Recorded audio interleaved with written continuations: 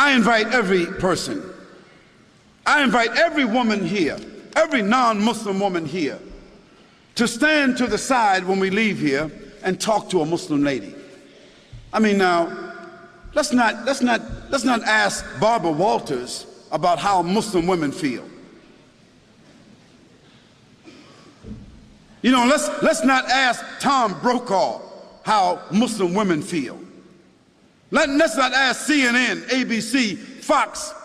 Let's not ask the London Times or the Australian Times. Let's not ask non-Muslims about how Muslim women feel, how they live, what are their principles, what are their challenges. If you want to be fair, ask a Muslim woman. Ask my wife.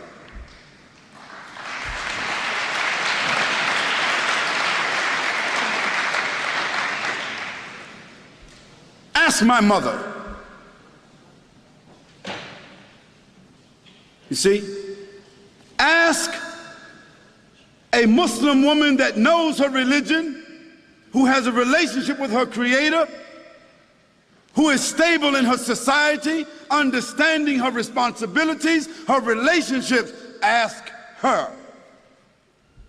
And after that, I think you should be fair, that you don't need to ask someone else. But the problem is, no one really wants to ask Muslim women.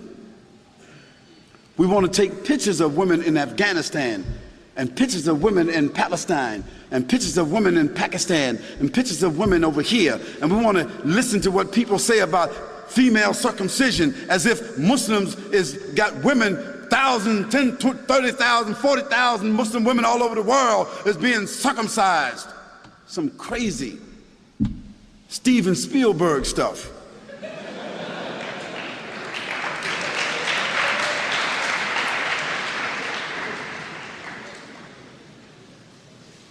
And let me give you a statistic that you should know about. If you take a quota in this room right here, I'll tell you this. Most every Muslim woman in this room will be a college graduate, or is a college graduate, or is very intelligent and very much socially endowed. And within her family structure, we find that women control the wealth more so than men. Now, what does that say to you?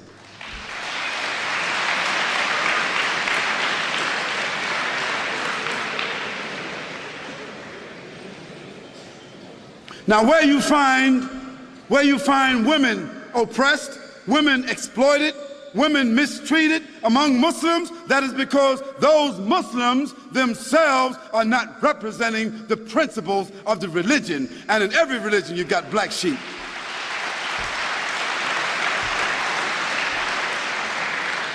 But then again, you can't tell me that the 148,000 prostitutes that walk the streets in the UK, or the 76,000 prostitutes that walk the streets of Holland that have licenses to do so, you can't tell me that all these little young, naked little girls walking around Australia with no clothes on, you can't tell me that they represent liberation.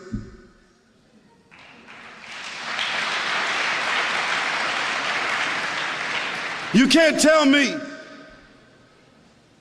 that the 2,350 abortions, murders that take place with these young women, you can't tell me that that represents sophistication.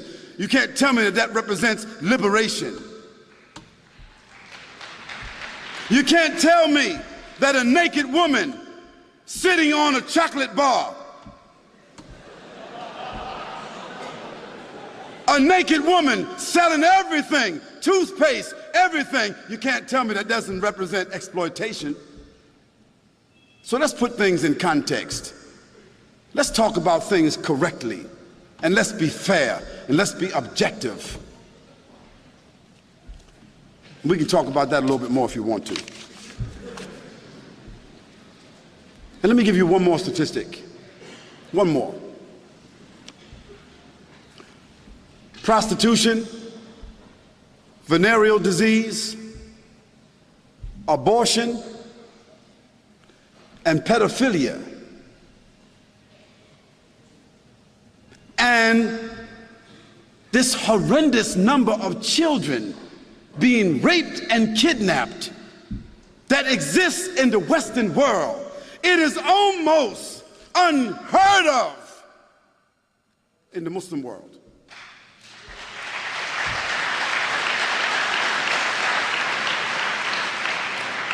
So I think that the statistics kind of like speak for themselves.